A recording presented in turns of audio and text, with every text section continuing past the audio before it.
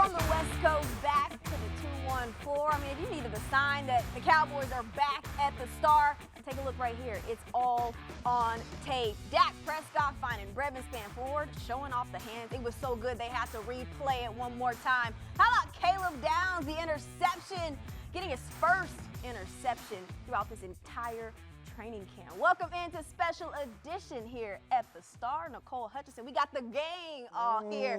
Barry Church, Nate Newton, Isaiah, stand back. What up, y'all? How y'all doing? The Cowboys 2-0 in the preseason. This is the first time since 2007. That was back in your day. That was my rookie year. That was back in your day. There we go. Yeah, long time that's happened. But, I mean, so far, so good with the Cowboys this preseason. Nate, I've got to start with you. What's been the biggest surprise this preseason and camp for you? As trivial as this may sound, guys, it's the focus. It's the ability to communicate, offensively and defense. I just like how guys are competing, waiting to get their turns at reps, man. Barry, you wasn't there. You was in Aspen, Colorado. Well, they were rocking. Trust me.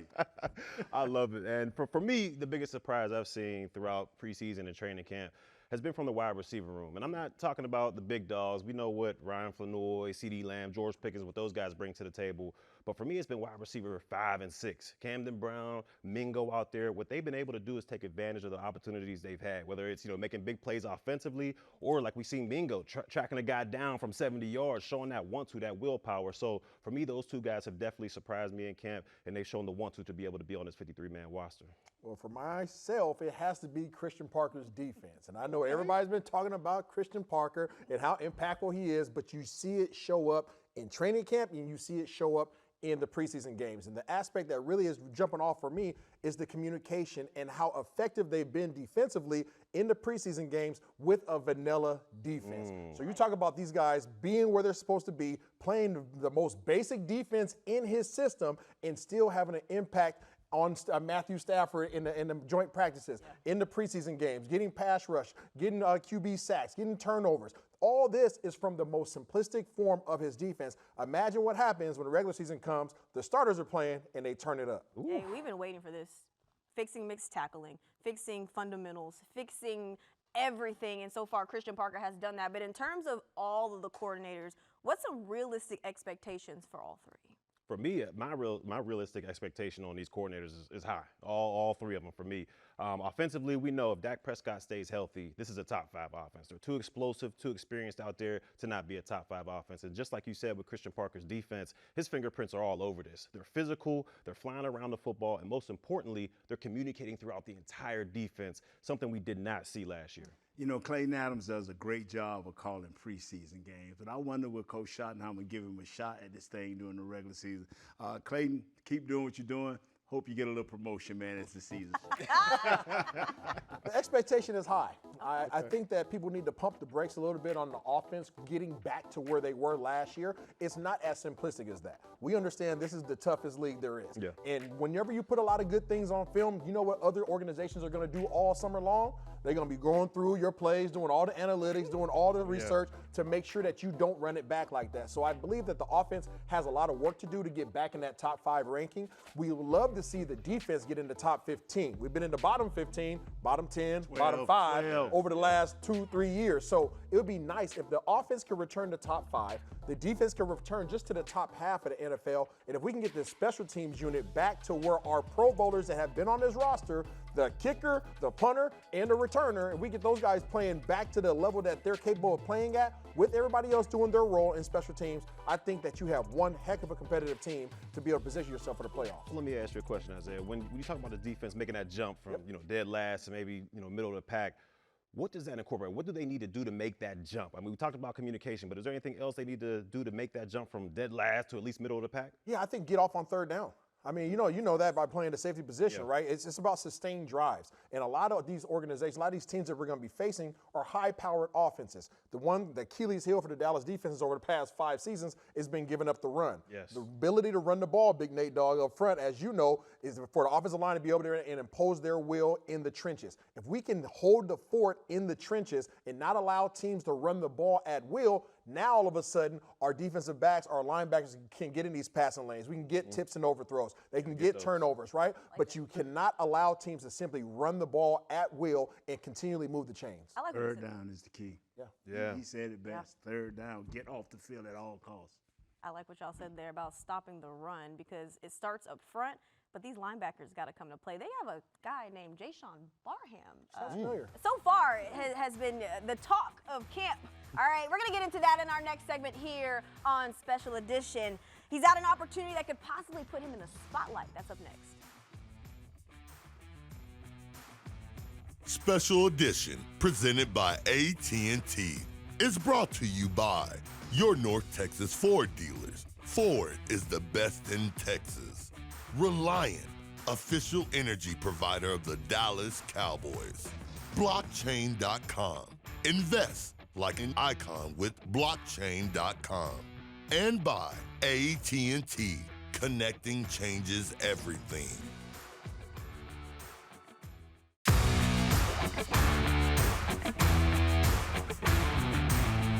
This segment is brought to you by Reliant, proud to power the home of the Dallas Cowboys and the home of Cowboys fans across Texas. Reliant, the official energy provider of the Dallas Cowboys. Welcome back into Special Edition. We've got the gang all here at the Star, but take a look at this behind me. Jaishawn Barham, the guy who has very few words, but when he does say something, it hits. Okay? Literally, like his play style. Welcome back into Special Edition.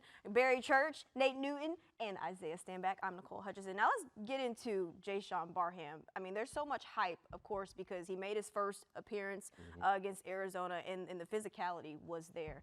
But let me ask y'all something, Barry. Okay.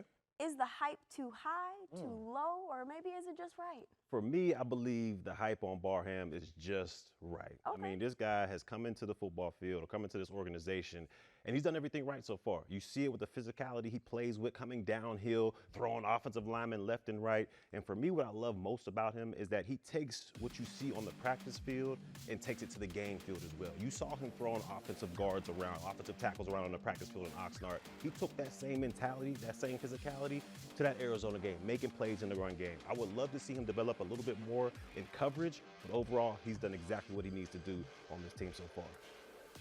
Nate? I'm trying to look like this dude, man. Because Because if you look like this dude, ain't nobody going to speak to you, bro. Yeah. He is for real. He's sincere about his job. I hope he continue to keep rising his level. Every day he gets a little bit better.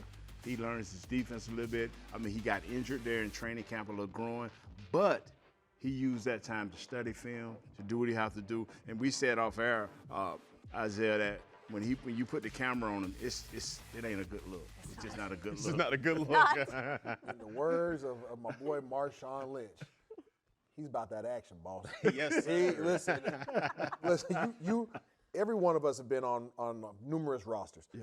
You need that one guy. You need that one guy. I don't care what third of the game you're in, special teams, offense, and especially defense. You need that one guy who just doesn't care about their face, right? You need that guy who wants to run through the chest cavity of whoever it is. You need a goon, right? This is the definition of a goon. Yeah. So when you ask the question, is the hype too much? Is it just right? The hype is exactly where it needs to be. He is the expectation that they drafted. This is who he is. That is the personality, that's the characteristics, it's the attributes, everything that they wanted in somebody at the linebacker position for Christian Parker's defense, because Christian Parker said they're going to play with violence, they're going to play with an intensity. Yes. That's exactly who this gentleman is. I don't care the fact that he's a rookie. As Nate said, I hope that he continues to stack the days and continues to do everything right.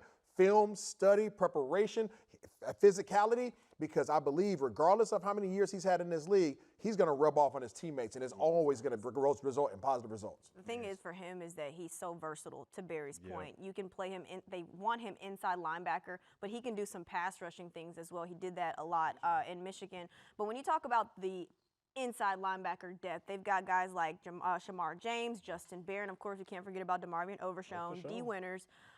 But where does he kind of stack up? Because I know you mentioned that there's going to be a big rotation, but in terms of the bulk amount of snaps, do you feel like Jaishawn Barham can take a bulk of those? I believe that it's going to be DeMarvion Overshown at the mic, a.k.a. the green dot. It's going to be the one that's conducting and kind of communicating out to the defense. I believe that's going to be D. Winters, the gentleman they brought in from the 49ers, because he has so much game experience, and you know where his floor is, right? His ceiling might not be as high, but you know where his floor is, and you need that consistency piece.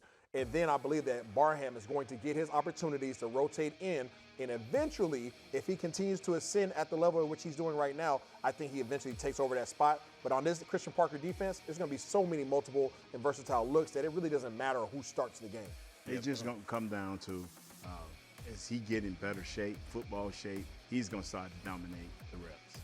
Yeah, without a doubt. I mean, with this guy, if he continues to develop, like I said, as a run stopper, he's there right now. The way he's throwing guards around, pulling, he's there right now. But just develop a little bit more coverage, and then he's going to be that full 3-down linebacker. Then I think you'll start to see that rotation getting along. And like Isaiah said, towards the end of the season, he may slide in there and be your starter. What you said about developing? Hey, it may take a little more time, but that's what the first year is all about. But Jaishawn Barham, a man of few words. You also got George Pickens, who's a man of few words as well. But when the mic is on, he's got a lot of stuff to say. Up next, we've got George Pickens mic'd up. You want to take a listen to that?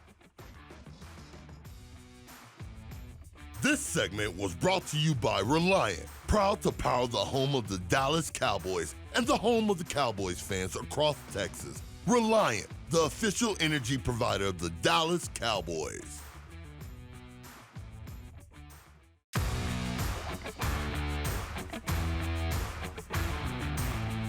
This segment is brought to you by your North Texas Ford dealer. Ford is the best in Texas. George Pickens has never been short on personality, and apparently EA Sports has been taking notes. But trust me, the real GP is even better when the mic is on. Turn me up, man. I already did. I just did, what you call it? You remember what I did against the Eagles? I just did it again. You heard that big ass, you heard the crowd? California breeze, man. I can't complain. I'm right there. He on. Nah, I used to be a Saints fan, but I was a Reggie Bush fan. So.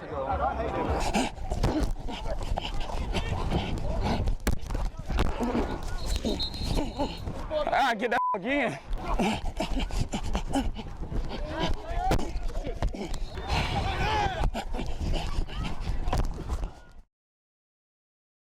Touchdown!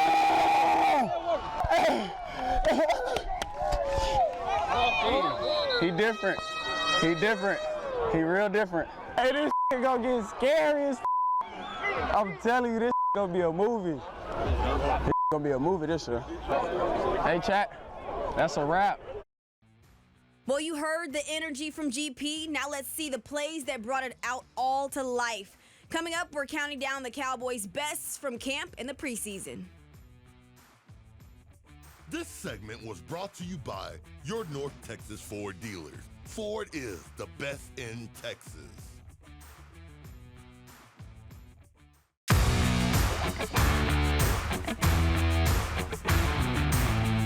This segment is brought to you by the Salvation Army. Give with joy. Let's take a look at our top 5 plays. Here's Jonathan Mingo said, O-line, I need you to just block for as long as you can. And Jonathan Mingo with the touchdown grab. Isaiah, what you got? Oh, this is just all gas, no brakes. Hit you with the double move. You stay here, I go there. Ball is dropped on the money. Big time play from Mingo. That was play number 5. Here's play number 4. And I promise you this one is going to be so good. Caleb Downs and George CeeDee Lamb, we saw that matchup so much through Camp Barry. What do you like? I love it. Look at the young fella in a nickel position, fighting through the screen right there. You love to see the finish at the football, breaking it away from one of the best receivers in the National Football League. I'm telling you, the ceiling is high for this young man. Hey, play number 4. Now, take a look at play number 3. This one is, I promise you, even better. Take a look at George Pickens. Has been elite all camp. Nice little dime ball from Dak Prescott. Nate? But you know what, man? This dude showed up out of nowhere, and now every time you look around, he's showing up everywhere. That's the George Pickens, y'all. Yeah, taking him deep. matched up with Savone Rebel there. If you want to play in the big leagues, you got to run with the big dogs. But he had some nice bounce back, so to speak, practices over the next couple of weeks. But let's get to play number 2. How about Elijah Clark? It was so good. Of course, they had to play it in slow motion with the interception in camp. Nate? That's me? Yeah. That's Barry. That's Barry. Come on, I Barry. love to see what Elijah Clark has been able to do right here. I wish I was able to jump that high when I played. High-pointed the football, exactly what you're supposed to do as a defensive back. Don't let the receiver get in there and fight for the football. Take it away and get it back to your defense. Love to see it from Elijah Clark. Good stuff, Barry. Now let's get to play number 1. Hey, Nate, this one is for This is you. me, baby. This is Jonathan Mingo, the nice touch in the corner Boom. end zone. Hey. Camden Brown. He What's your- started at Auburn, finished at Georgia Southern. Now he doing his thing. It don't matter who it is. He did it in practice. No matter what quarterback, who he's playing against. This dude, Isaiah, has a chance to be here on the main roster. I think that once we get to roster cut down day, we're going to be having some real good conversations interesting. about Camden Brown. But I want to get to this honorable mention. Okay. Okay. You know, we said 5. Let's make it 6. Take a look at this one. We got CeeDee Lamb, of course. Junior Adams had mentioned, hey, let's just try the B-Veil, okay? He did not like it. He actually threw it on the ground shortly after that. But let's take a look at Isaiah Stand. Love to see it. Who Wow. wore it best. Yeah. Who wore it best, y'all? I got to give it to my man, Isaiah. Okay. He got Yeah. the full B suit on, the dark, net over the face, man. Plus the dance moves. Got to give it to my boy. Little low end tremble. You know what I'm saying? Hey, listen, CD biting my style. You know what I'm saying? He's not fully committed. The fact that he can just take his off and throw it on the ground lets me know that he's not all the way zipped in. The boy was zipped in from the toe up. You know what I'm saying? It is. That's fact. Love That's it. fact. I didn't know you had moves. I'm just saying. Listen here. Normally people be got to pay for that. You know what I'm saying? All right. We've wrapped up our top 5 plays. We got a look ahead of what Brian Schottenheimer has to do in this next season, his 2nd year as head coach. Stick with us here on Special Edition. We've got more after the break. This segment was brought to you by the Salvation Army. Give with joy. Closed captioning brought to you by the Texas Lottery. Play the game of Texas with Texas Lottery. Play today. To watch more Dallas Cowboys content on your connected TV, download the Cowboys Now app on Amazon Fire, Roku, and Apple TV.